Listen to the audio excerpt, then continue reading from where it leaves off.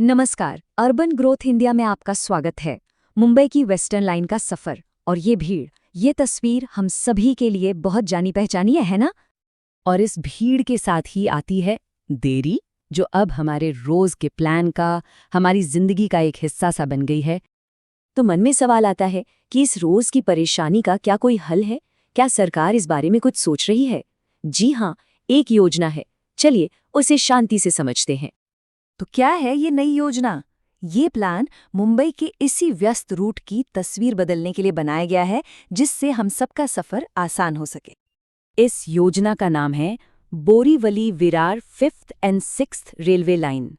ये मुंबई रेल विकास निगम का प्रोजेक्ट है। इसका मकसद बहुत सीधा और सरल है। लोकल ट्रेन और लंबी दूरी की गाड़ियों के लिए अलग-अलग ट्रैक बनाना, ताकि लोकल ट्रेनें समय पर चलें और भीड़ भी कम हो। इस पूरे प्रोजेक्ट का अनुमानित खर्च है 1,884 करोड़ रुपए। ये आंकड़ा ही इस योजना के पैमाने और इसके महत्व को दिखाता है। इसका एक अहम चरण यानी कांदिवली से बोरीवली के बीच छठी लाइन का काम पूरा हो चुका है। अब अगला लक्ष्य है बोरीवली से विरार तक, जिसे 2028 तक पूरा करने की योजना है। तो इस योजना से आखिर हासिल क्या होगा? सीधी भाषा में कहें तो लोकल और एक्सप्रेस ट्रेनों के ट्रैक अलग-अलग हो जाएंगे। इसका सीधा असर ये होगा कि लोकल ट्रेनों के फेरे बढ़ेंगे, भीड़ कम होगी और हमारे आने जाने का समय भी बचेगा। अब सबसे जरूरी हिस्सा, चलिए अब ये देखते हैं कि इस योजना की वजह से बोरीवली से विरार के बीच हर स्टेशन पर क्या-क्या बदलाव होने वाले हैं। अगर हम बोरीवली से विरार की तरफ चलें तो शुरुआत करते हैं दहीसर और मीरा रोड से।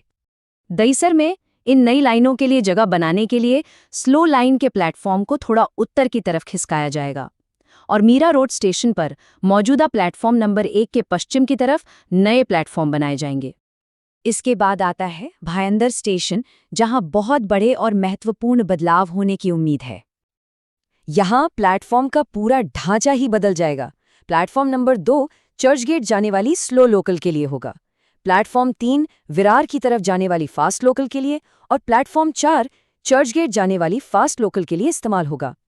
इससे ट्रेनों की आवाजाही में सुधार होगा और कंफ्यूजन भी कम होगा। अब भाईंदर से आगे बढ़ते हैं नायगांव और वसई रोड स्टेशन की तरफ। यहाँ भी कुछ अहम बदलाव हैं। नायगांव स्टेशन के पश्चिम की ओर नए प्लेटफॉर्म बनेंगे और एक बहुत ही जरूरी बात, नायगांव और वसई के बीच 20 नई स्टेबलिंग लाइंस बनाई जाएंगी। स्टेबलिंग लाइंस मतलब ट्रेन पार्क करने की जगह, जिससे ट्रेनों की मैनेजमेंट बेहतर होती है। वसई रोड पर भी प्लेटफॉर्म 1 को पश्चिम की तरफ शिफ्ट करके स्लो ट्रेनों के लिए नया प्लेटफॉर्म बनाया जाएगा। और अब इस रूट के आखिरी 2 भीड़भाड़ वाले स्टेशन नालासोपारा और विरार। नालासोपारा स्टेशन पर प्लेटफॉर्म 1 के पश्चिम में एक नया होम प्लेटफॉर्म बनेगा और विरार में स्टेशन के दक्षिणी छोर पर 2 और नए प्लेटफॉर्म बनाए जाएंगे। इन सभी बदलावों से बढ़ती हुई भीड़ को संभालने में बहुत मदद मिलेगी। ये योजना बहुत अच्छी है और भविष्य के लिए काफी उम्मीद जगाती है, लेकिन इस पर आधारित कोई भी बड़ा फैसला, जैसे कि घर खरीदने का फैसला, लेने से पहले कुछ बातें शांति से जांच लेना बहुत जरूरी है। मौजूदा जानकारी के मुताबिक इस प्रोजेक्ट का लगभग 18% जमीनी काम पूरा हुआ है।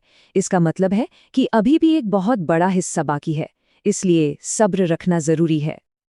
ये काम बिल्कुल आसान नहीं है। इस रूट पर 3 बड़े पुल, 6 छोटे पुल और वसई क्रीक पर 2 महत्वपूर्ण रेलवे पुल बनाने होंगे। ये सभी बड़ी इंजीनियरिंग चुनौतियां हैं, जिनमें समय लगेगा।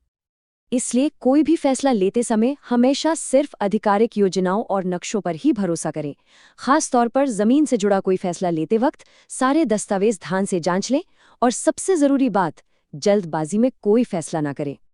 कुछ आम गलतियों से बचना चाहिए, जैसे कि सिर्फ सुनी सुनाई बातों पर भरोसा करना, कानूनी मामलों को नजरअंदाज करना या फिर विकास के बारे में बहुत ज्यादा अंदाजे लगा लेना। शांति से सोचकर ही आगे बढ़ें।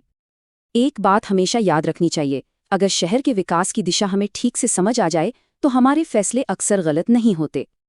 मुंबई के विकास से जुड़ी इस महत्वपूर्ण योजना पर ये थी हमारी विस्तृत जानकारी। शहर के विकास से जुड़ी ऐसी ही भरोसेमंद जानकारी सही समय पर समझने के लिए अर्बन ग्रोथ इंडिया चैनल को सब्सक्राइब करके रखें। धन्यवाद।